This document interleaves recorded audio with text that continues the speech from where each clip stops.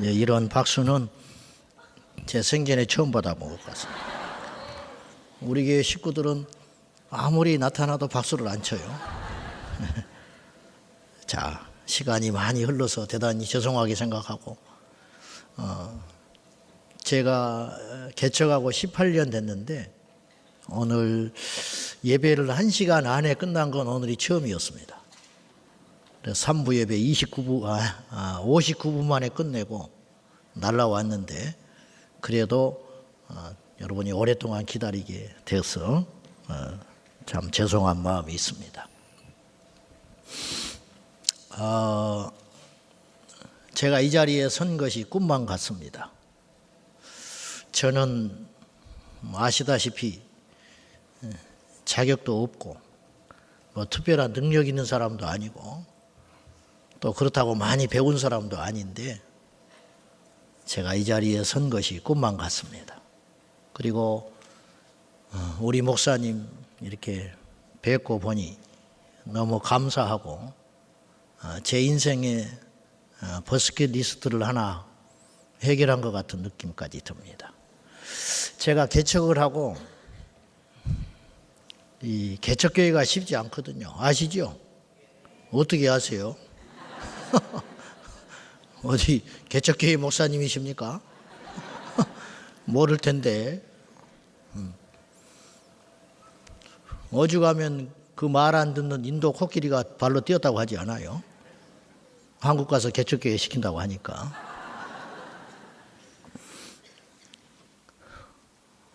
뭐 엄청나게 고생을 하고 있을 때 우리 목사님이 쓰신 책이 있었어요.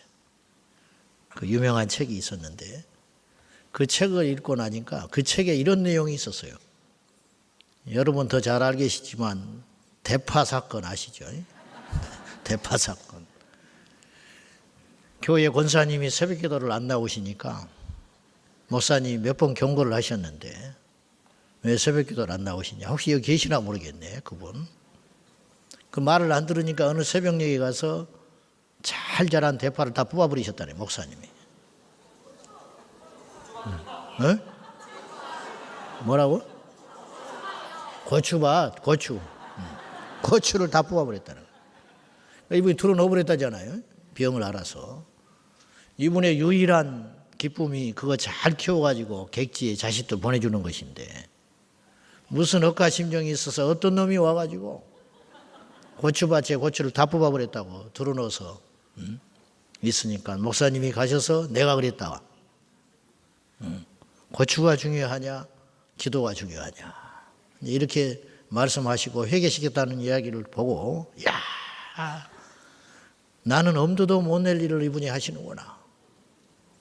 나는 들면 깨질까 불면 날아갈까 그 한 사람을 붙들고 씨름하고 개척교회 하고 있는데 이런 목사님이 계시는구나.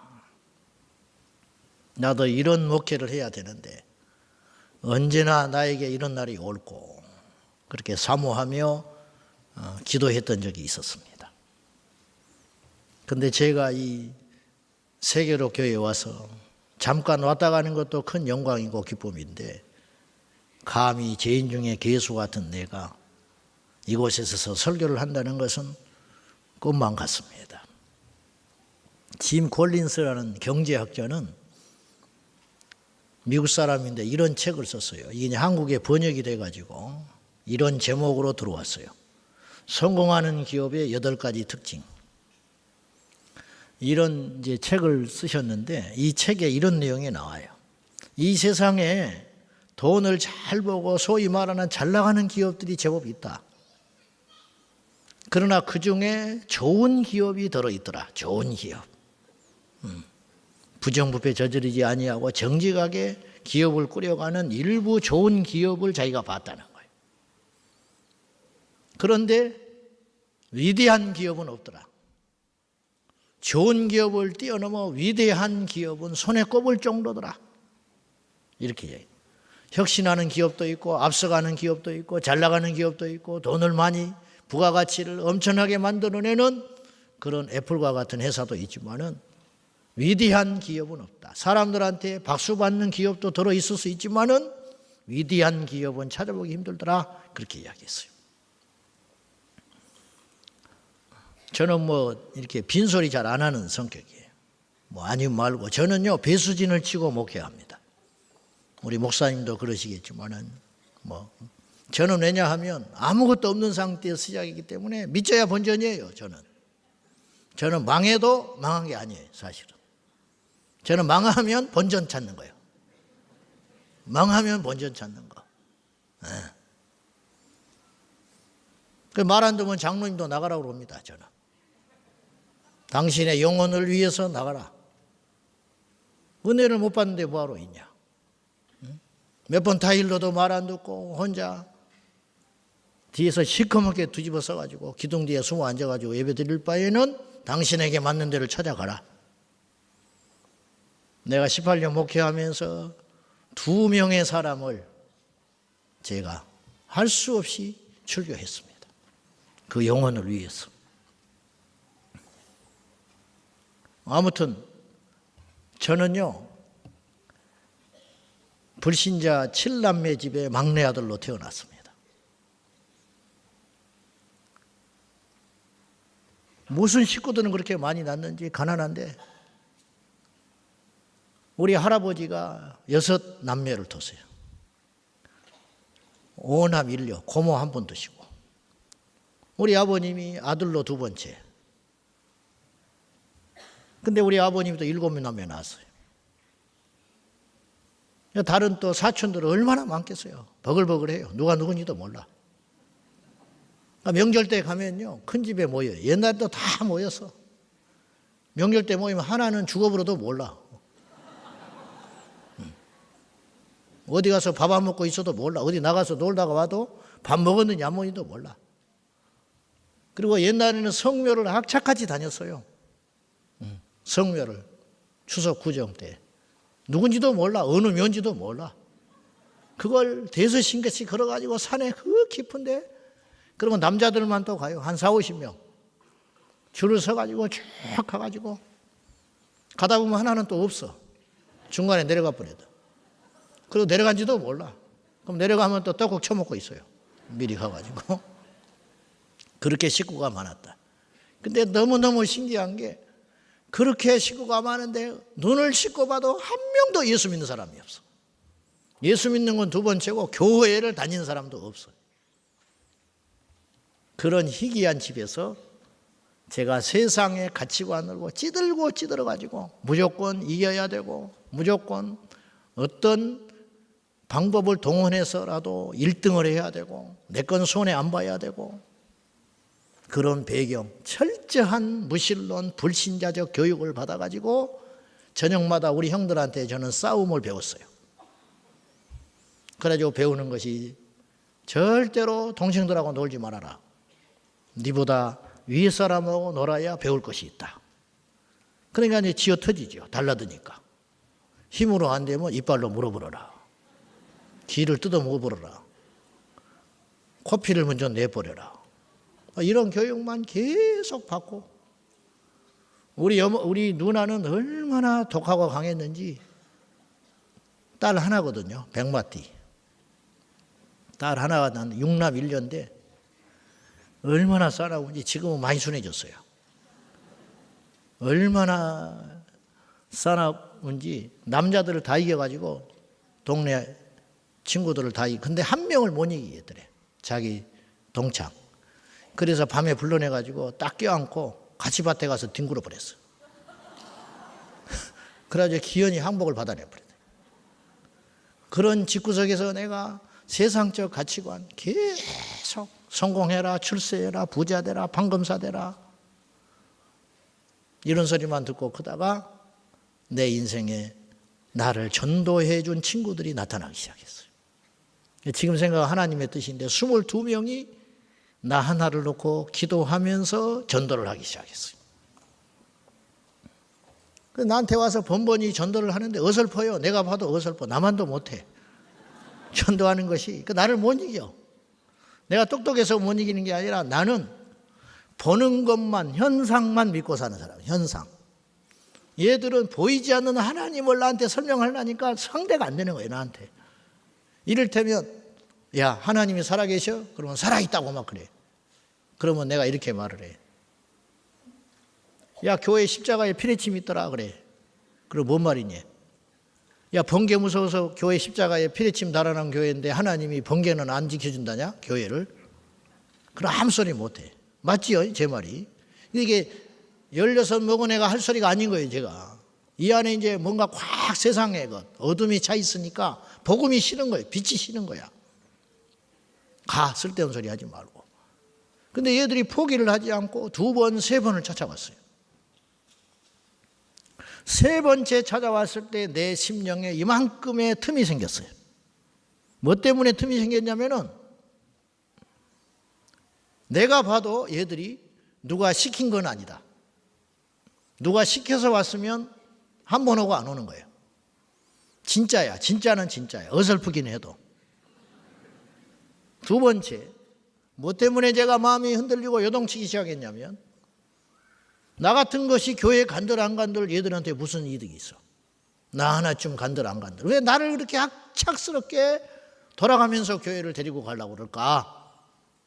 그것에 저는 예수를 본 적도 없고 성경도 본 적이 없지만은 그것 앞에 내가 마음이 흔들렸어요.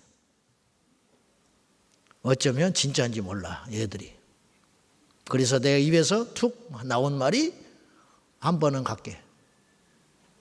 그래가지고 간 그 첫 걸음이 내 인생을 송두리째 바꿔놔 버렸어요. 저는 무당집이나 절간이나 교회나 똑같은 줄 알았어요.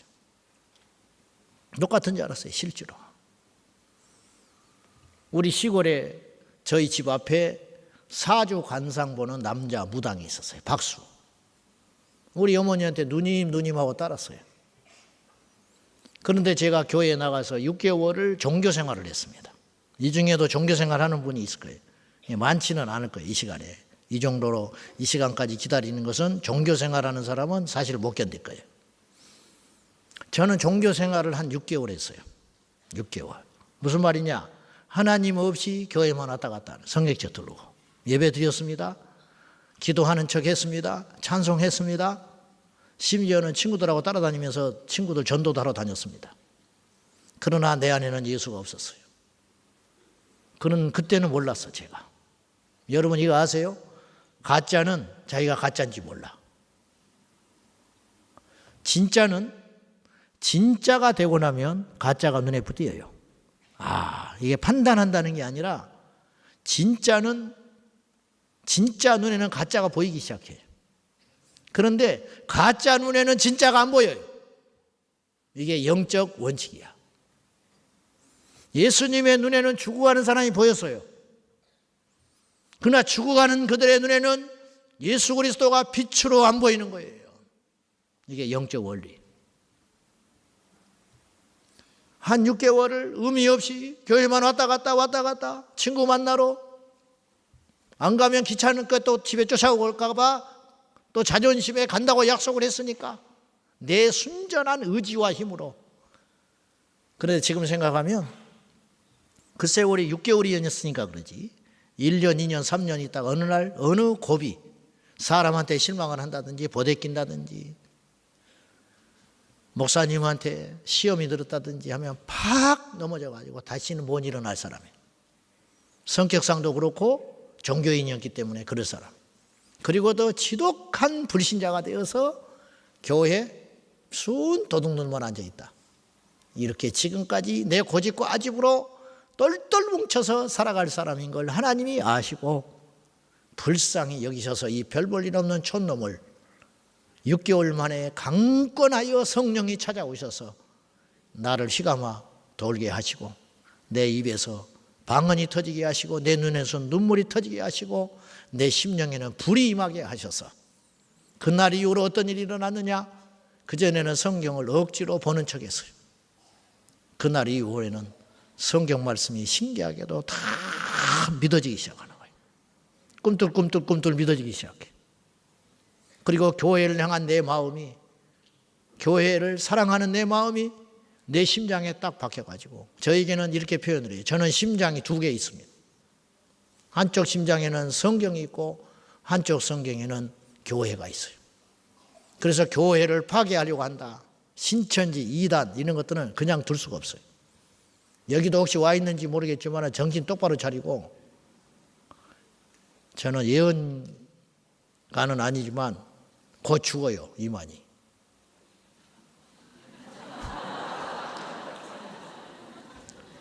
본인도 죽을 줄 알아.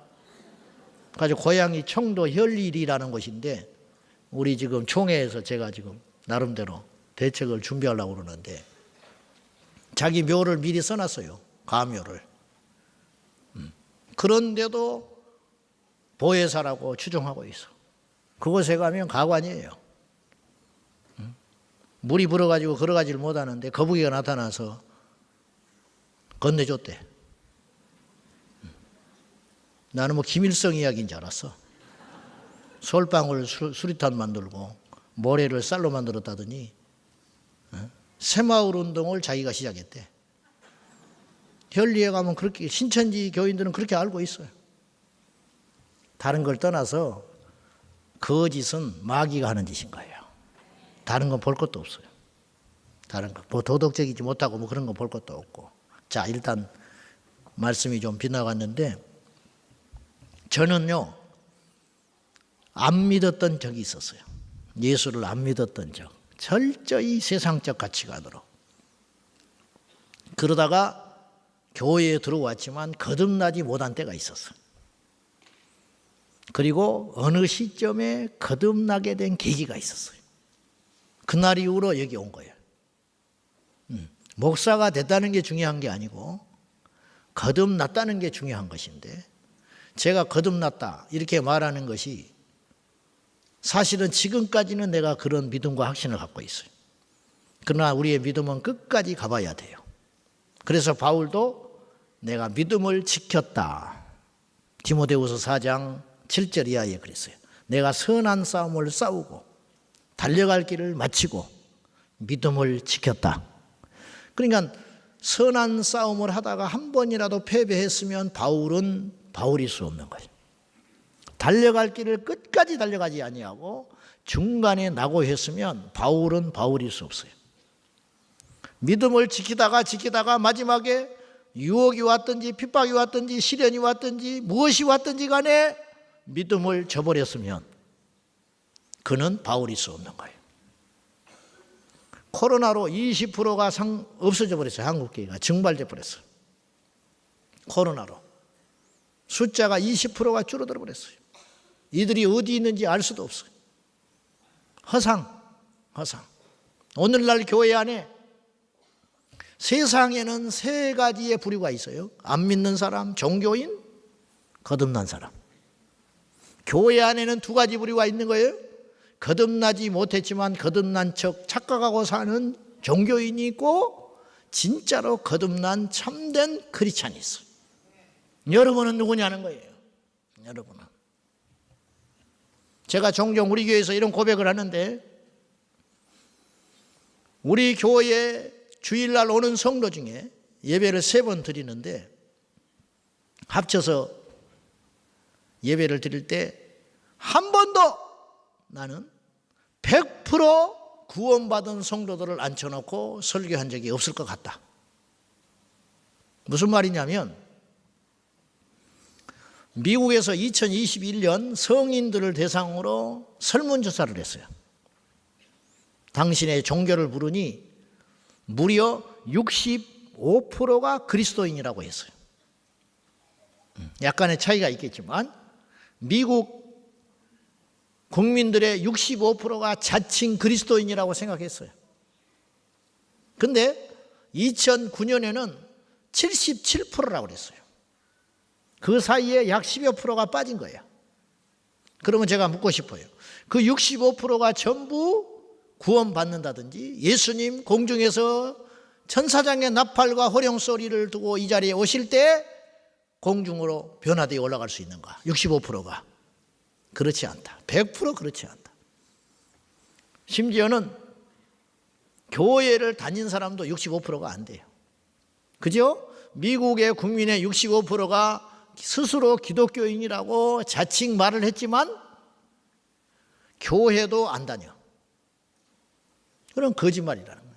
거짓말을 하려고 해서 거짓말인 게 아니라 자칭 자기가 착각하고 있는 거예요. 나는 기독교인이다. 하나님과 상관없는 기독교인 65%. 그 65% 중에 일부가 교회를 다녀요. 몇 프로인지는 정확히 몰라요. 그리고 교회를 다니는 그 중에 몇 프로가 진짜 거듭나서 하나님 앞에 가는 거예요. 그건 아무도 몰라요. 하나님만 알아요. 아까 우리 교회 이야기했는데 우리 교회에 주일날 모여드는 성도들 중에 한 번도 나는 제가 부족하기도 해서 그렇지만 구조상 계속 쉴 새 없이 들락날락 하니까 한 번 와본 사람, 또 전도받아서 억지로 와서 앉아있는 사람, 한 번만 오고 다시는 안 오겠다고 맘먹고 온 사람, 부인 등살에 끌려가지고 와가지고 뒤에 앉아가지고 팔짱 끼고 인상 쓰고 눈 감고 있는 사람, 별 사람이 있으니까. 어떤 사람은 사기치러 온 사람도 있을 수 있고 장사 속으로 온 사람도 있을 수 있고. 그래서 국회의원들은 작은 게 안 다니잖아. 전부 큰 교회만 다니지. 표 때문에. 그러니까 석단하긴 그렇지만 제가 볼 때는 가짜라는 거죠. 가짜. 물론 그럼에도 불구하고 끊임없이 예배하는 중에 말씀이 들어가고 말씀의 칼로 수술을 받아가지고 어느 순간에 자기가 알든 모르든 깨어지고 부서져서 거듭나는 시간이 오기를 기다리면서 있을 수도 있죠. 여러분에게 묻고 싶어요. 오늘 첫날 성의 주제가 당신은 진짜인가? 진짜 백이 그리스도인이냐 이 말이에요. 진짜 백이. 나는 아무리 생각해도 가짜인 것 같다. 나는 이 상태로는 천국 못 갈 것 같다. 이제 오늘 세례식이 있어서 어제 문답하면서 당신들이 일생을 살면서 어쩌면 최초이자 마지막으로 받을 수 있는 질문이 하나 하겠다. 당신이 만약에 오늘 죽는다면 천국 갈 수 있느냐? 그렇게 내가 물어요. 그러면 어떤 사람 울어. 부끄럽지만 나는 거듭났습니다. 그 고백이 진실한 것이고. 그리고 내가 물어요. 그러면 예수를 믿고 뭐가 달라졌냐? 그러면 옛날에 중요하던 것이 이제는 필요가 없어졌다는 거예요. 그것이 바로 가치관의 변화다. 당신은 가치라고 하는 것, 중요하게 여기는 게 가치거든요. 이것이 달라졌다. 장담할 수는 없지만 그 사람은 거듭난 사람이야. 다시 태어난 사람. 미국 국민 65%의 크리스찬 중에 자칭 몇 프로가 교회를 다니며 그 중에 어느 정도가 진짜 거듭나서 하나님 앞에 갈 것인가? 그건 아무도 몰라요. 오늘 우리도 마찬가지. 저도 마찬가지. 사도 바울 같은 믿음의 사람도 자기 자신의 구원에 대해서 두려워했어요. 그래서 고린도전서 9장 27절에 내가 전파한 후에 자기가 복음을 전파해가지고 무수히 많은 사람들을 주님께로 인도했다 이 말이에요. 내가 전파한 후에 정작 나는 버림받을까 두렵다. 그래서 나는 날마다 내 자신을 복종시키노라. 틈만 나면 육을 쫓아가고 틈만 나면 세상의 죄에 달려가고 틈만 나면 예수를 떠나려고 하는 내 안에 있는 이 자아를 끊임없이 단련시키고 복종시켜서 이 땅이 아닌 저 하나님 나라를 바라보게끔 육의 소욕이 아닌 영의 일을 쫓아가기 위하여 치열한 싸움을 해가고 있다. 바울조차도 그랬어요. 하물며 우리는 어떠겠냐 이 말이죠. 여러분 중요한 건 이거예요. 우리가 진짜 신앙인이냐 이걸 점검하고 알기 위해서 오늘 본문도 역시 마찬가지인데 자기 착각에 빠진 사람들이 제법 많았어요. 이건 이제 마지막 때에 주님께서 심판날에 이런 현상이 일어날 것이라고 예수님이 미리 말씀하신 것이거든요. 그날은 어떤 날이냐? 마지막 심판날에. 충격적인 건 많은 사람들이 그런다고 그랬어요. 그래도 주님의 이름으로 선지자 노릇을 하고 귀신을 쫓고 능력을 행했다면 제법 나름 진짜 백이라고 할 수 있잖아요. 누가 그 사람을 의심하겠어요?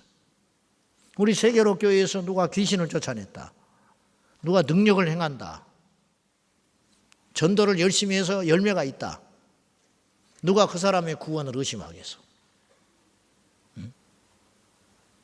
우리 교인들한테 내가 한번 질문을 했어요. 예배 시간에. 당신들 지금까지 여기 오면서 어떤 사람은 1년 안팎 예수 믿고, 어떤 사람은 5년, 어떤 사람은 모태로부터 예수 믿고, 수십 년 예수 믿고 다양하게 앉아 계시는데, 지금까지 여기까지 오면서 당신이 지금 죽으면 천국 갈 수 있냐라고 하는 질문을 받아본 사람이 있으면 손 들어봐라. 절반밖에 손 안 들었어요. 나머지는 그런 질문조차도 받지 못한 채 온 거예요. 이해하고 들으십시오. 우리 교회에 와서 제법 이런 사람들이 이런 고백을 해요. 목사님, 나는 교회를 20년 다녔습니다. 나는 30년 다녔습니다. 그런데요, 천국과 지옥에 대한 설교는 오늘 처음 들었어요. 나한테 그렇게 말하는 사람이 수두룩해요. 수두룩해. 교회를 왜 다니냐 이 말이야. 베드로전서 1장 9절에 보면 믿음의 결국, 믿음의 결론이 뭐냐? 왜 믿냐? 왜 그토록 교회를 다니느냐? 왜 우리는 이 자리에 와서 앉아 있느냐? 부자 되려고? 그 부자 돼서 그 부를 얼마나 누릴 수 있어요? 건강을 위해서? 김진호 목사님이 청계천에서 목회하실 적에 병들어 죽어가는 살려줬더니 그 부인이 와서 원망을 했어요. 왜? 죽어가는 남편 살려줬더니 자기가 원망을 해. 쫓아와서 왜 죽게 내버려두지? 살려줘가지고 못 살겠다. 두드려 패가지고 못 살겠다. 살려놓으니까 자기 부인을 몸이 아프고 허약할 때는 안 그러더니 건강해지니까 옛날 버릇을 못 고치고 또 술 먹고 주정 부리면서 부인을 두들겨 패는데 살 수 없다고 목사님한테 와서 원망하더라는 거예요. 이게 인간이야. 건강해지면 새벽기도 나와야 되고, 건강하면 부지런히 건강 주신 하나님께 감사하며 영광을 돌리고 해야 되는데 그렇지 않더라. 제가 고등학교 1학년 때 학창 시절에 16세 성령에 불받고 펄펄 뛰고 돌아다니다가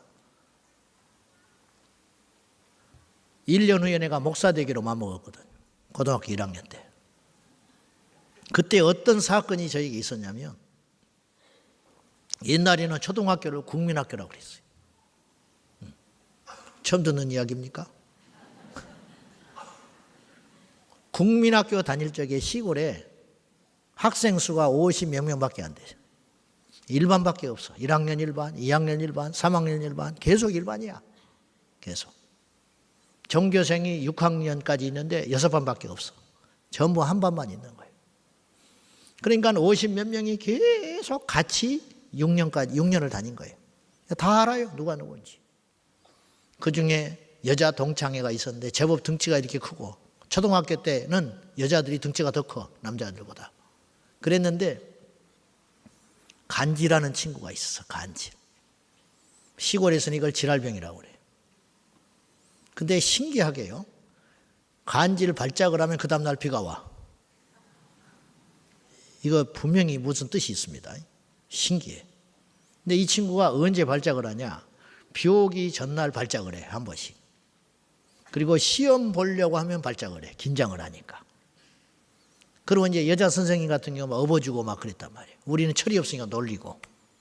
그러니까 6학년을 졸업하고 중학교를 못 가고 몸이 그 지경이니까 여학생이 객지에 언니 오빠들이 많이 있으니까 객지에 가가지고 여기저기 돌아다니면서 그대로 안 나타나 버렸어요.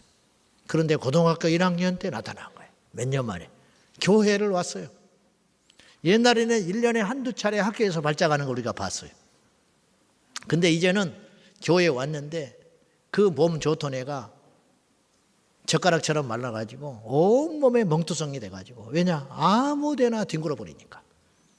예배 1시간을 드리는데 서너 번은 발작을 해요. 뒤에 앉아서 눈이 휙 뒤집어지면서 입에 거품을 몰고, 그리고 쓰러져가지고 뒹구는데 기억을 못해요. 무슨 일이 일어난지는 아는데. 그런데 하필 우리 시골교회 그 당시 전도사님이 안 계셨어요. 옛날에 시골교회는 전도사님들이 안 오려고 하니까 신학생들이 와가지고 금요일 날 와서 주일 지내고 월요일이면 학교 가서 기숙사 있다가, 그리고 주중에 새벽 기도는 사모님이 인도하고 그런 구조예요. 교회가 약하니까. 그리고 안수받으면 도해주러 가버려요. 근데 안수받고 도해주러 가시고 그 다음은 후임 전도사님이 안 올 때였어요. 그러니까 얘를 누구도 케어를 못해. 발작을 하고 앉아있는데. 근데 우리는 동창들이잖아.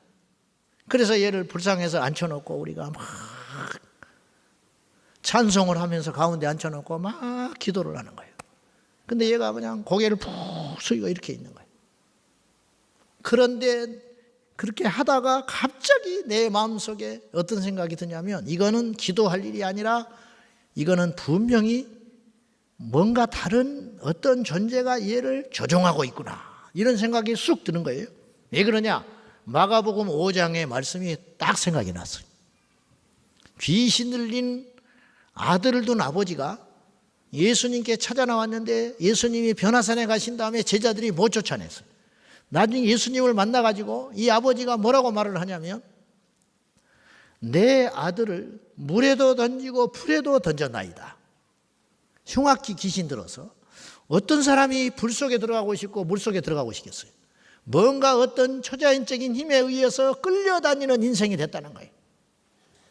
그러면 이것도 얘가, 여자아이가 17 먹은 이 여자아이가 이렇게 인생을 살고 싶겠냐? 분명히 이 안에 어떤 다른 것이 있다. 그런 생각에 내가 팍 들어가기 시작한 거예요.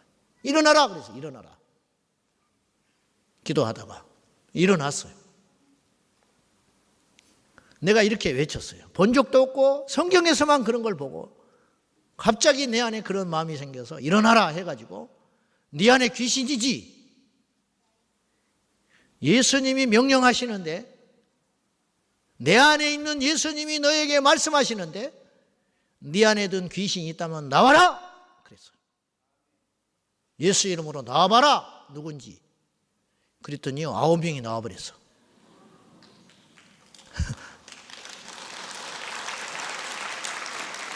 나오라고 했잖아요. 나왔어. 근데 내가 놀려버린 거야. 진짜 나오니까. 9인지는 어떻게 아냐? 눈에 보이지 않아. 영적 존재니까. 누구냐고 하니까 이름을 줄줄줄 대기 시작했어요. 그걸 받아 적어보라니까 9이 들었어요. 나가라. 예수 이름으로 나가라. 나가라. 그리고 이제 친구들이 막 둥그렇게 앉아서 방언을 하고 기도를 하고 찬송을 하고, 나는 이 가운데 서서 맞서가지고 예수 이름으로 떠나가라 떠나가라 고래고래 지르니까 얘가 벌벌벌 떨기 시작했어. 그러더니 뒤로 팍 나가 떨어져 버리는데, 옛날에는 교회 의자가 없었어요. 시골에 마룻바닥에 방석 깔고 예배 드릴 때요. 나는 얘가 죽어버린 줄 알았어. 왜냐하면 이대로 일자로 나가 떨어져 버리는데 두개골이 깨져버린 줄 알았어요. 팡 소리가 나는데 다행히 안 죽었어. 그래가지고는 얘가 일어났는데요, 몸이 푸석푸석하던 얘가 얼굴이 환해져 버렸어. 그리고 그날 이후로 간질병이 떠나가 버렸어.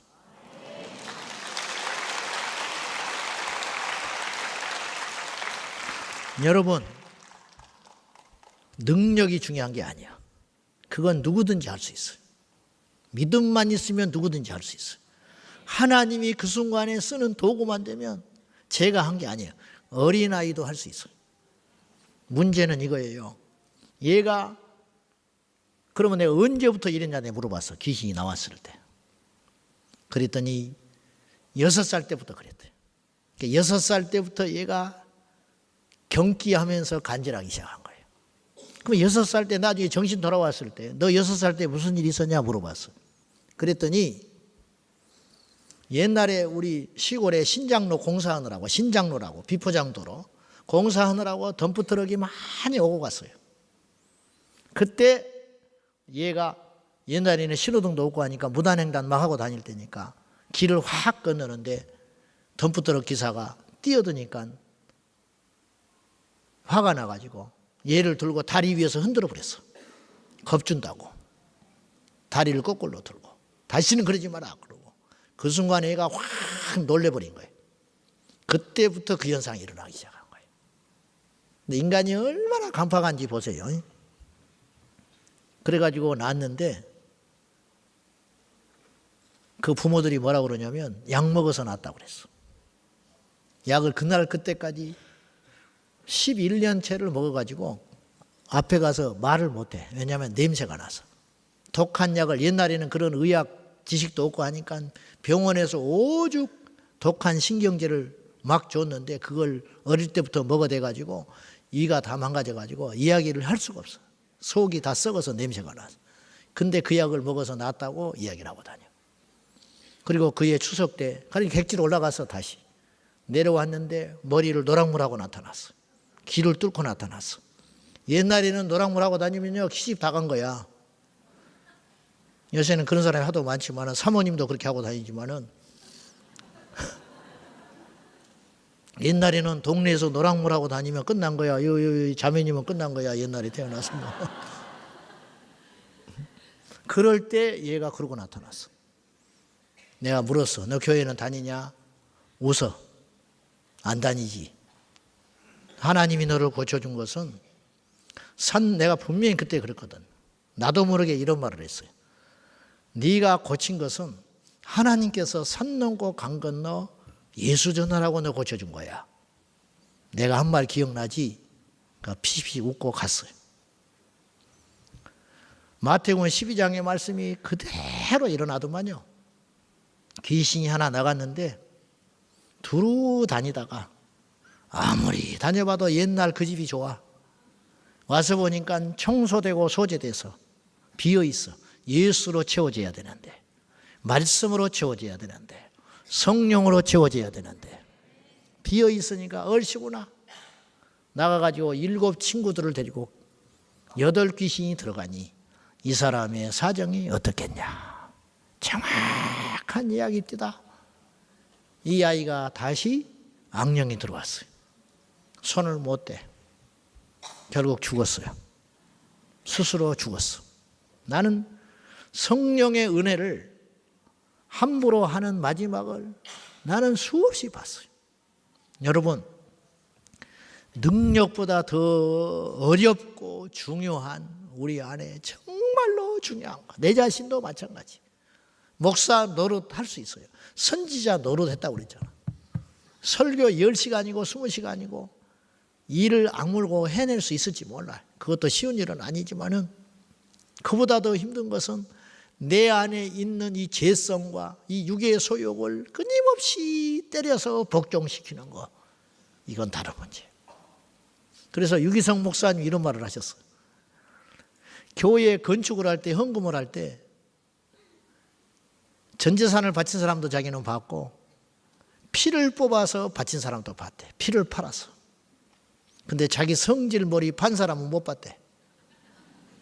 이분이 그러더라고. 윌리엄 보스라고 구세군의 창시자. 이분은 죽기 전에 약 100여 년 전에 미래의 교회가 이렇게 될 것 같다고 염려하고 죽은 것이에요. 염려하고. 그 6가지를 예측을 했는데 그리스도 없는 기독교가 될까 걱정이 된다 그랬어. 예수 빠진 기독교가 될까 싶다. 두 번째, 성령 없는 종교를 걱정했어요. 성령이 사라진 종교가 될 거다.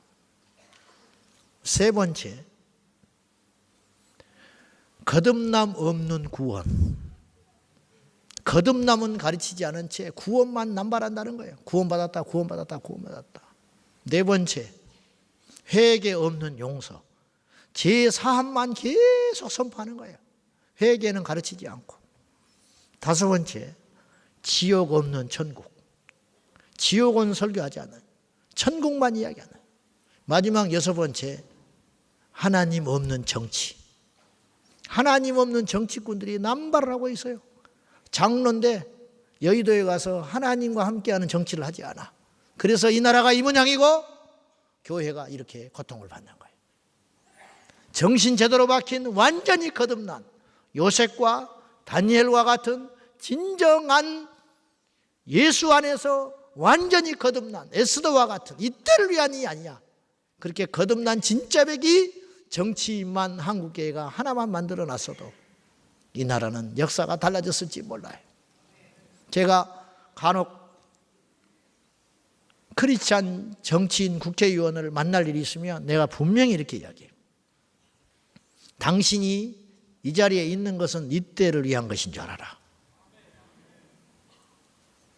나는 잘 모르겠지만은, 그리고 앞으로 당신 나를 잘 모르겠고 나도 당신을 잘 모르지만은 한 가지 분명한 것은 정치는 오래 못 간다. 그러니까 사람에게 줄대지 말고 하나님께 줄을 대셔서 이때를 위한 줄 알고 정말 정치를 하나님 앞에서 바로 해주라. 제가 그렇게 호소를 해요. 근데 그때뿐이야. 자, 우리 신앙은 진짜인가? 역사 이래로 망고의 진리가 있어요. 그게 뭐냐? 항상 가짜는 진짜보다 많았다. 신앙도 마찬가지예요. 어떤 이가 길을 가는데 예수님께 물었어요. 구원 얻는 자가 적으니까 그렇게 물었어. 근데 왜 이 질문을 했을까? 내가 상상을 해봐요. 예수님의 가르침이 오늘 마태복음 7장 산상수훈 결론에도 그렇게 나왔지만은 예수님의 말씀이 일반적이지 않아요. 권세 있는 큰 가르침이야. 이런 말씀은 들어보지를 못했어요. 자기가 지금까지 들었던 하나님의 계명과 진리와 다른 말씀을 주님이 하고 다니시는 거예요. 자기가 아는 상식 안에서는 유대인은 다 하나님 나라 가야 돼. 율법을 지키면 천국 가야 돼. 주일 성수하고 속은 어떻든지 간에 11조 생활하고 안식일을 지키고 그러면 천국 가야 돼. 유대인으로서. 그런데 예수님의 말씀을 들어보면 그거 갖고는 안 돼. 예수님이 말씀하시는 기준에 따르면 구원 얻는 자가 많지 않아. 그래서 이 사람이 고민이 돼가지고 물은 거예요. 구원 얻는 자가 적습니까? 그러자 주님께서 이렇게 답변을 대신하셨어요. 좁은 문으로 들어가기를 힘쓰라. 많다 적다 말씀하지 아니하시고 좁은 문으로 들어가기를 힘쓰라. 그런데 힘써도 얻는 자가 적으리라. 무서운 말이에요. 이 말씀은 무슨 뜻이냐? 구원 얻는 자가 적습니까? 그렇게 물었을 때 예수님의 답변은 적다. 구원 얻는 자가 많지 않다. 그리고 더 나가서 구원 얻기를 바란다고 얻어지는 것이 아니다. 이 말이에요. 들어가고자 힘쓰되 애쓰되 얻는 자는 적으리라. 주님이 분명히 말씀하셨어요. 오늘 본문에 마태복음 7장 21절 이하에 나온 이 비극적인 주인공들은 자기 확신에 꽉 찬 사람들이었어요. 내가 선지자 노릇을 했기 때문에, 내가 주의 이름으로 귀신을 쫓아냈기 때문에, 내가 능력을 행했기 때문에 내가 어찌 지옥을 간단 말이냐. 이런 자기 확신, 자기뿐만 아니라 주변 사람들도 이 사람에 대해서 그렇게 평가하고 있었어요. 그리고 죽었어. 그런데 하나님 앞에 섰는데 뜻밖의 이야기를 하시는 거예요. 이 불법을 행하는 자들아, 나는 너희를 알지 못한다. 여러분, 우리가 천국에 가려면 주님이 우리를 알아야 돼요. 우리가 주님을 아는 게 아니라 주님이 우리를 알아야 된다고. 이게 구원의 조건이에요. 주님은 다 아시죠. 우리의 머리털까지 세심받았는데 모르겠어? 여기서 안다는 것은 관계가 있다는 뜻이에요. 관계. 하나님과 밀접한 관계가 있어야 돼. 여러분, 윤석열 대통령 알지요? 모르세요? 알지요? 나도 알아, 그분. 근데 그분이 여러분 아세요? 아는 사람도 있을 수 있지. 그러나 대부분 모르죠. 그건 알미 아닌 거야. 일방적 알미 아니라 나도 그분을 알고 그분도 나를 아는 거. 이게 알미라 할 수 있는 거예요. 오늘 본문에서 주님께서 나는 너희를 모른다 했어요. 그리고 불법을 행한다고 그랬어요. 이 불법을 행한다는 말은 뭐냐?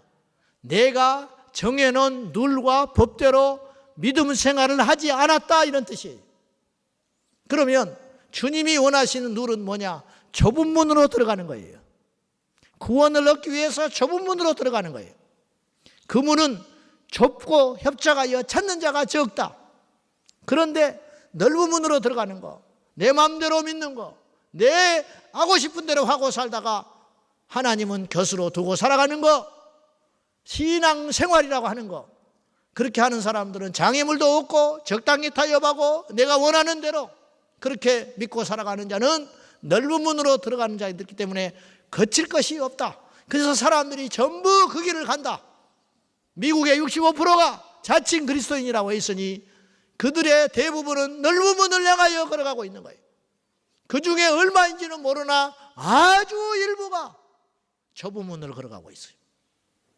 내가 함부로 이렇게 단언하는 것이 참 제 자신도 부끄럽고 하나님께 두려울 정도예요. 너는 그렇게 잘났냐? 그런 뜻이 아니라 지금 사실을 이야기하는 거예요. 지금 전 세계적으로 어떤 일이 일어나고 있느냐? 점점점 참된 그리스도인들의 숫자가 줄어들고 있어요. 이건 분명한 사실이에요. 여러분, 우리가 진짜인지를 검증하려면 말씀으로 돌아가야 되는데 말씀으로 돌아간다는 것도 좀 피상적이고 어려운 문제예요. 사실은 2000년 전 초대교회 성도를 우리 교회에 딱 데려다 놓고 한 달을 같이 예수 믿는 거예요. 같이. 그리고 그 사람이 인정해 줘야 돼, 우리를. 그런데 자신이 있냐 이 말이에요. 2000년 전 예수가 전부고 자기의 전부를 걸고 포기하고 주님을 따라갔던 그 초대교회 성도들의 모습이 과연 우리와 같은가? 오카누 목사님은 이런 비유를 들어서 이야기를 하셨어요.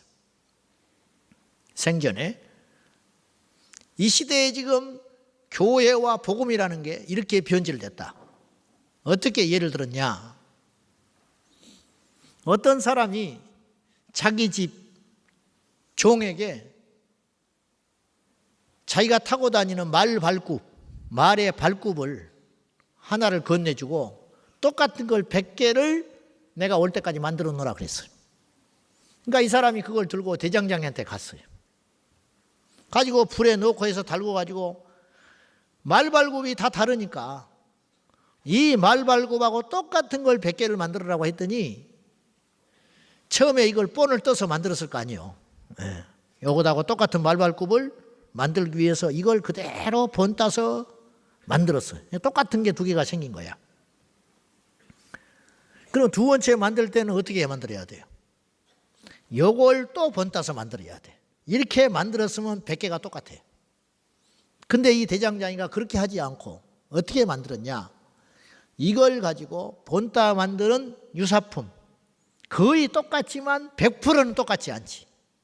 요걸 만들어진 걸 본을 떠서 그 다음 걸 만들었어요. 그 다음 것을 또 그런 식으로 계속 만들어가지고 100번째 만들 때는 99번째 만들어진 걸 본을 떠서 만들었다 이 말이에요. 본인은 잘 만든다고 만든 거예요. 그리고 눈에가 안 띄어요. 그리고는 100개를 건네줬더니 맞는 것이 10개도 안 돼. 왜냐?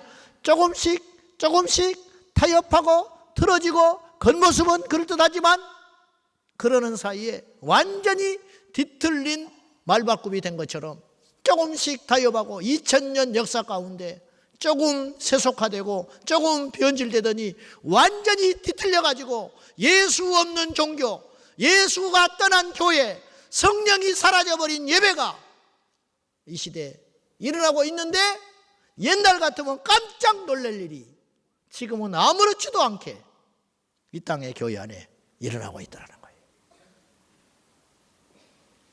대단히 죄송한 이야기지만 오늘날은 복음을 듣기 위해서 발품을 팔고 다녀야 하는 시대가 됐어요. 옛날에 7, 80년 전에는 한강물 떠다가 먹고 거기에 빨래하고 식수로 다 썼어요. 90년대 초반인데 내가 잊어버리지도 않아. 유럽에 여행 간 우리 선배들이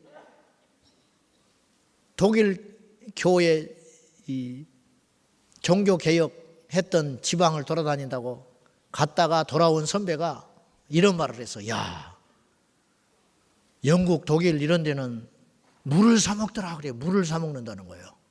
그 미친놈들이라 그래. 물을 사 먹더라는 거예요. 그래서 야, 이상한 나라도 있다.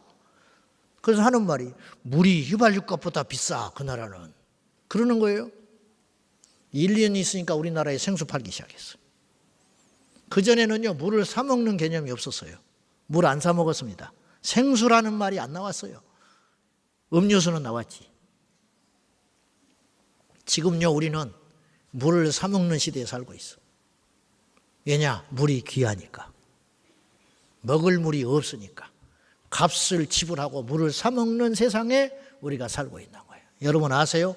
공기도 사 먹고 있다는 거 아십니까? 여러분 지금 집집마다 청정기 있잖아. 공기도 사 먹는 세상이 됐어. 제 어릴 적에 초등학교 다닐 때 누수 해외 토픽에 큰 사진과 함께 기사가 떴어. 죽은 마이클 잭슨이 결벽증에 걸려가지고 공기를 산소통을 메고 이렇게 하고 예출한다는 거야.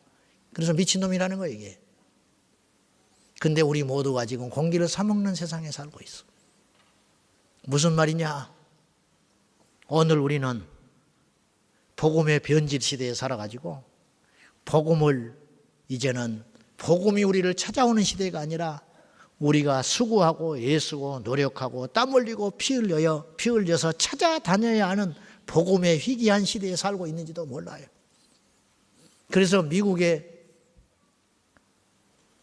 바이든 대통령이 취임을 할 적에 2021년에 어느 목사가 새카만 선글라스를 끼고 그를 위해 축복의 기도를 하면서 이렇게 기도를 했어요.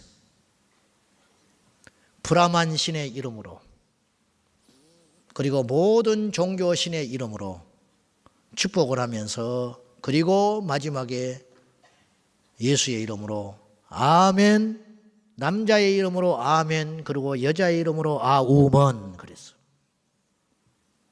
근데 그 사람들이 다 박수 쳤어요. 여러분, 제가 말씀드리는 건 이거예요. 초대교회에서 누군가 그런 기도를 했다면 어떻겠습니까? 오늘날 초창기에 지금부터 약 150년 전에 복음이 우리나라에 들어왔는데 그 초창기에 우리 교단의 어떤 목사는 부목사님이 주일날 저녁에 설교를 하면서 이렇게 설교를 했어. 지옥은 없다. 예수만 믿어서 천국 간다고 말하는 것은 불신자에 대한 협박이다. 이런 식으로 전도해서 한국교회가 문제가 있다. 이렇게 말을 했어. 그 소리를 듣고 장로님 한 분이 너무 충격을 받아가지고 잠을 못 자고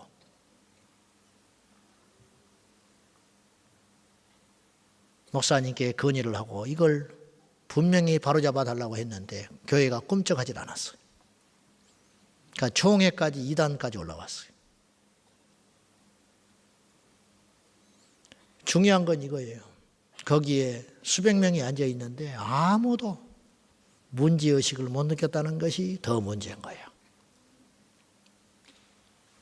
옛날에 한국교회 장로님들이 자식이 한국교회사에 이런 장면이 나와요. 저는 지금 율법을 말하는 게 아니고 엄격하게 예수 믿자 그런 걸 말하는 게 아니에요. 본질로 돌아가자는 거예요. 본질로. 회복하자는 거예요. 회복. 거푸집을 다 깨버리고 아닌 것은 아니라고 말을 하면서 제대로 가보자. 제대로. 한국교회사에 이런 장면이 나와요.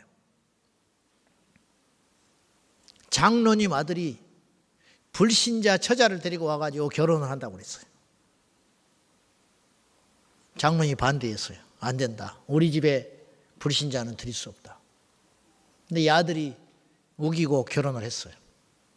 그 교회에서 어떻게 한지 아세요? 장로님을 책벌했어요.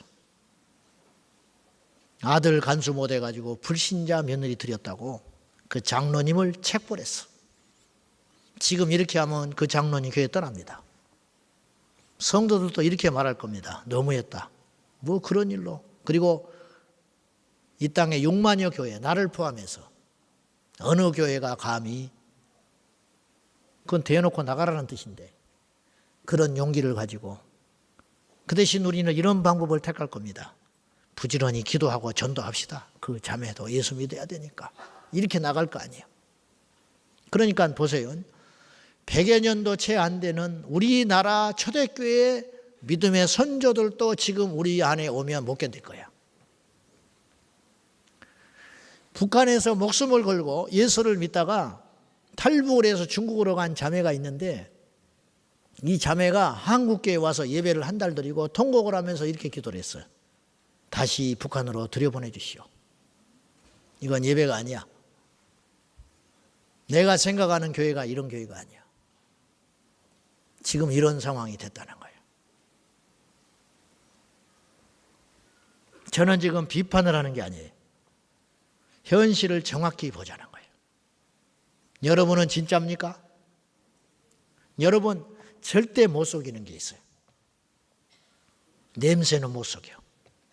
냄새. 이제 간혹 가다가 아직 확실히 뒤집어지질 않아가지고 담배를 못 끊는 사람이 있어요. 담배를. 근데 자기는 완전 범죄한다고 담배를 집에 놔두고 이빨을 닦고 교회 오면서 껌을 씹고 그러고 오지요. 근데 식 지나가면 냄새가 나. 아, 이거 담배 못 끊었구나. 저기서 나타나면 냄새가 나. 담배를 안 피우는 사람한테는 바로 그것이 역겹게 들려와요. 맡아지거든. 근데 본인은 정작 몰라. 이게 냄새의 특징이야. 죽은 사람은 자기가 죽은지를 몰라. 식스센스라는 영어가 있었어요. 그 브루스 윌리스라는 주인공이 마지막에 명대사가 나와요. 우리 젊은 친구들은 봤겠지만은 이 사람이 정신과 의사인데 어느 날 아이 하나를 상담하기 시작해요. 이 아이가 어떤 아이냐면 죽은 홀령을 보는 거야, 얘가. 그래서 못 견뎌, 못 살아. 그래서 이 병을 고치기 위해서 정신과 의사를 만났어요. 그러니까 이 사람은, 이 아이는 죽은 홀령을 봐. 그래서 길을 가다가 교통사고 나서 죽었으면 그 자리에 가면 피 흘려서 사고 난 그 홀령을 만나는 거예요, 얘는.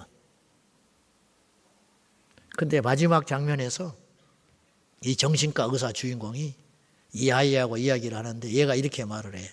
근데 박사님 아세요? 뭘? 죽은 귀신은요, 자기가 죽은지 몰라요. 그렇게 말을 했어. 그게 무슨 뜻이냐? 알고 봤더니 이 박사가, 주인공이 얼마 전에 총을 맞아 죽었어. 자기가 죽었는데 이 아이가 죽은 홀령을 보는 사람이라 얘와 대화하는데 지장이 없으니까 얘를 상담하고 대화를 하면서 자기가 살아있는 줄 착각한 거야.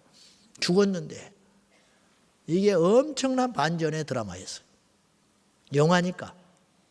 오늘날 교회 안에도 이런 일이 부지기수로 일어나고 있다고 봐요.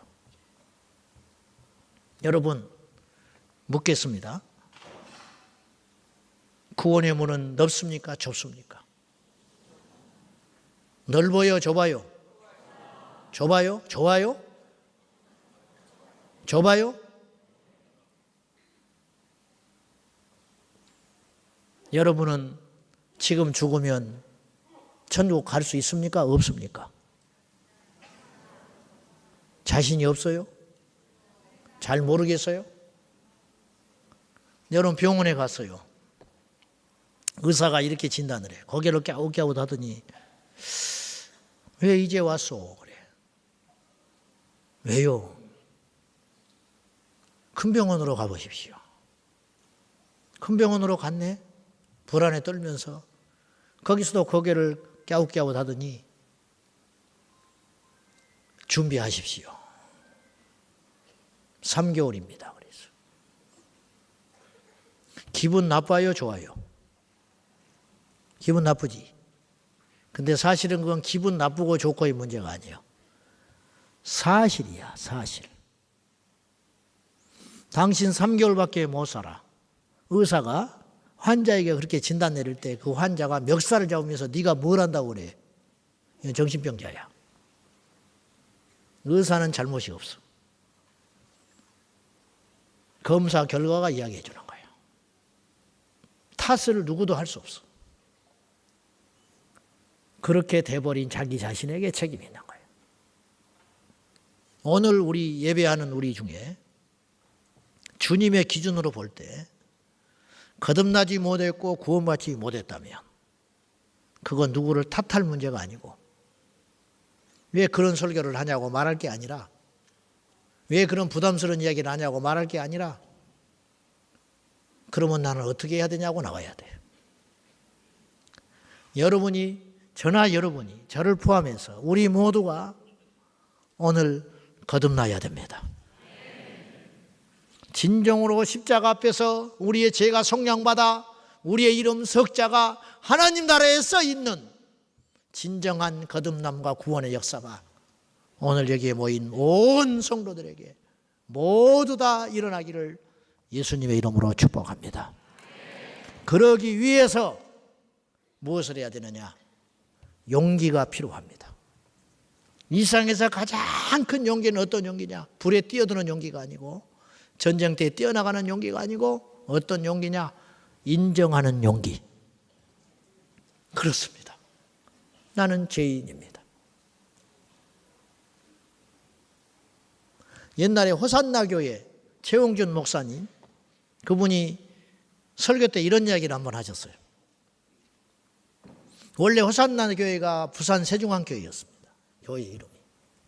사랑의 교회 부목사님으로 계시다가 부산 세중앙교회 부임을 해서 장로님들부터 신방을 했어요. 500~600명 모일 때. 쭉 장로님들 신방하는데 한 장로님 댁에 들어가서 이분이 굉장히 나쁜 영적인 느낌을 받은 거예요. 여기 신방을 하는데 이 장로님이 아무리 생각해도 이상해. 가짜 같아. 그래서 이 장로님에게 당돌하게 젊은 목사님이 부임해가지고 쫓겨날지 어쩔지도 모르는데 부임한 주제에 이렇게 질문을 했어. 장로님, 거듭나셨습니까? 그랬어. 그랬더니 장로님이 제가 우리 교회 건축위원장이었어. 그래. 아니 그거 말고요. 장로님 거듭나셨어요? 지금 돌아가시면 천국 갈 수 있어요? 그랬더니 내가 선임 장로라니까요. 그랬어. 아니 그거 말고요. 장로님 지금 돌아가시면 지옥에 안 가고 천국 갈 수 있냐고요. 그랬더니 고개를 푹 숙여버렸어. 옆에 권사님이 울어. 가족은 알아요. 내 남편은 장로가 아니야. 사람 좋아하고 성실하고 돈 쓰기 좋아하고 리더십이 있어서 으쌰으쌰 하고 다니다가 어느 날 교회에서 인정받아가지고 장로 돼버린 거예요. 속에는 거듭나지 않았어. 그걸 놓고 평생 기도하는 중이었어, 권사님이. 그리고 울면서 주님 감사합니다. 주님 감사합니다. 오늘 같은 날이 오네요. 장로님 고개를 푹 들고 그리고 복음을 제시하고 그 자리에서 예수님 영접하고 거듭나는 장로가 됐다는 거예요. 엄청난 용기가 필요한 거예요. 엄청난 용기. 오늘 여러분 그냥 가실랍니까? 그건 아니죠. 그건 아니지. 말씀이 칼이 되어서 내 심령을 쪼개고 갈라서 아프고 자존심 상하고 쓰리고 힘들지만 오늘 어리석은 부자 청년처럼 그냥 돌아가면 안 되지. 결단해야지. 결단. 이게 용기야. 박보영 목사님이 캐나다에 가서 집회를 하는데 당신을 청해놓고 그 교회 목사님이 안절부절을 해. 밥을 먹으면서 밥을 못 먹어. 그러면서 목사님, 저는 이번에 집회 때 다른 것 없습니다. 한 사람만 바꿔주세요. 그러는 거예요. 한 사람만 변화시키면 됩니다. 그래서 박 목사님이 안 들으려고 그래요. 그런 소리 하지 마라. 성령의 인도함 받아서 그냥 제가 하겠습니다. 근데 이분이 여기까지 차 있으니까 아침에 일어나가지고 아무 일이 없는데 하루 아침에 눈을 떴는데 마음이 무거워. 왜 그런가 하면 그 사람 때문에 그래. 그 사람이 어떤 사람이냐. 캐나다에 일찍 와가지고 자수성가 해가지고 큰 돈을 벌었어요. 가지고 한인, 기업인, 회장도 하고 그랬어요. 나이가 많아. 얼마나 강팍하고 강한지 교회에 와서 예배를 드리고 기분에 틀어지면 마당에 가가지고 자기 부인을 지팡이로 때리는 사람이에요. 회의를 해요. 남성교회, 재직회, 사람 숫자도 많지 않은데 재직회 하면 그냥 넘어간 적이 없어. 목사님 반드시 따져. 이런 사람이에요. 그러니까 이 목사님 목회가 너무너무 힘들고 이분 때문에 죽을 지경이 되는 거예요. 그러니까 목사님 그 이야기를 들어버렸잖아. 아닌 게 아니라 이제 그 사람이 자꾸 눈에 들어오는 거예요. 근데 그런 분들의 특징이 있어요. 뒤에 앉는다. 두 번째 예배 때 팔짱을 낀다. 세 번째 예배 시간에 눈을 감고 있다. 그 뒤에 앉아가지고 이러고 있는 거예요. 또 네 번째 특징이 있는데 안 빠진다. 안아버리면 좋겠는데 또 자존심에 줄기차게 와서 앉아 이거예요. 굳세어라 금수나. 그래 앉아 있어요. 다섯 번 집회를 했는데 첫날 집회, 둘째 날 집회, 셋째 날 다섯 번 설교를 했는데도 이분이 손을 안 풀고 이렇게 앉아 있더래. 눈을 감고. 그래서 목사님이 속으로 그랬대. 틀렸다. 나도 못하겠다. 그리고 예배가 다 집회가 끝났는데 그 할아버지 그분이 목사님을 찾아왔어요. 그러면서 이렇게 말을 하더래. 이게 중요한 거예요. 목사님 집회에 큰 은혜를 받았습니다. 그런데 목사님의 말씀에 따르면 나는 지옥 갈 사람입니다. 이렇게 이야기하더래. 그러면 내가 어떻게 하면 좋겠습니까? 그러더라는 거예요. 안 들은 줄 알았는데 다 들었어. 그래서 목사님이 그러면 내가 하란 대로 할 것이냐 그랬더니 잠시 고민하다가 한다고 그랬어요. 첫째, 교회에 올 때 지팡이를 갖고 오지 마라. 그랬어요. 그렇게 한다고 그랬어. 두 번째,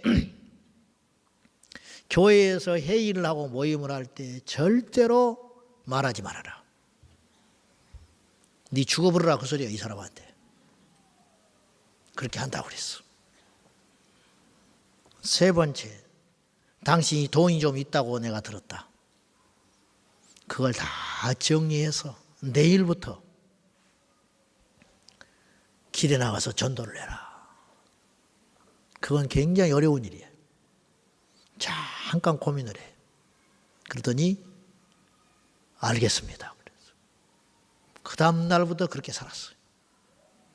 이분이. 저는 행위를 바꾸라는 게 아니에요.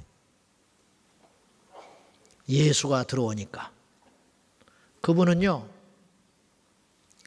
부인을 지팡이로 때렸기 때문에 지옥 가는 게 아니고, 회의할 때 목사님을 힘들게 했기 때문에 지옥 가는 게 아니고, 그 안에 예수가 없기 때문에 그런 열매가 나오는 거예요.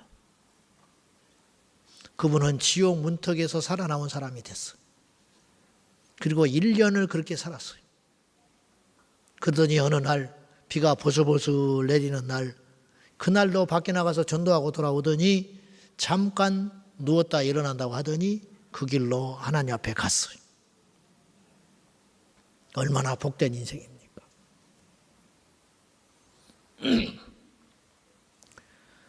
결론을 맺겠습니다.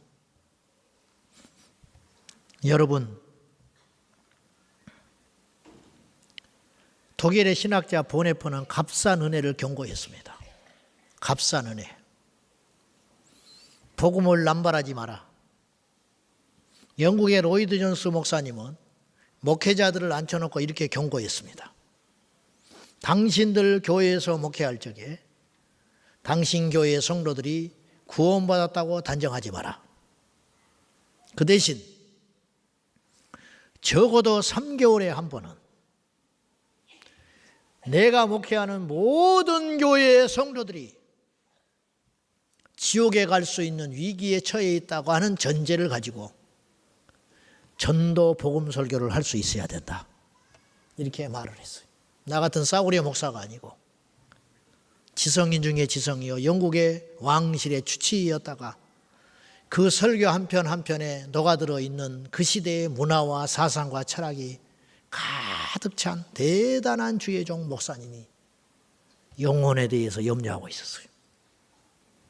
사랑하는 우리 성도 여러분들, 저는 여러분들이 부럽습니다.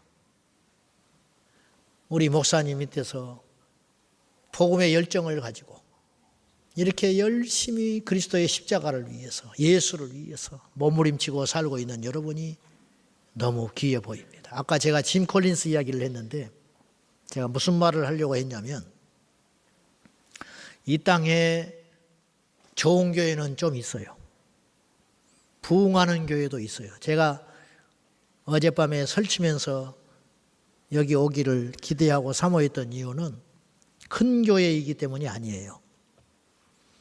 유명해서가 아니에요. 살아있는 생명의 교회이기 때문에 제가 배우고 싶어서 왔어요. 이 시대에 누가 몇천 명씩을 전도합니까? 누가 이 시대에 영혼을 위해서 그렇게 달려가는 교회가 어디 있습니까? 이 땅에 세계로 교회보다 큰 성전과 큰 교회도 있을 수 있다니까요. 좋은 소문나는 교회도 있을 수 있어요. 그러나 생명을 살리는 위대한 교회는 많지 않아요. 오늘 이 제단이 그런 제단이라고 감히 제가 생각합니다. 이 복된 제단에 오신 성도 여러분들, 우리 모두 거듭나야 됩니다. 예수 안에서 우리의 노력과 우리의 열정이 헛되지 아니하고 다른 사람 건져내다가 내 영혼이 멸망길로 가는 어처구니 없는 일이 생기지 아니하도록 날마다 두렵고 떨림으로 나의 구원의 문제를 엄중히 생각하고 십자가의 좁은 문을 향하여 삼가 조심히 걸어가는 우리 모두가 되기를 예수님의 이름으로 축원합니다.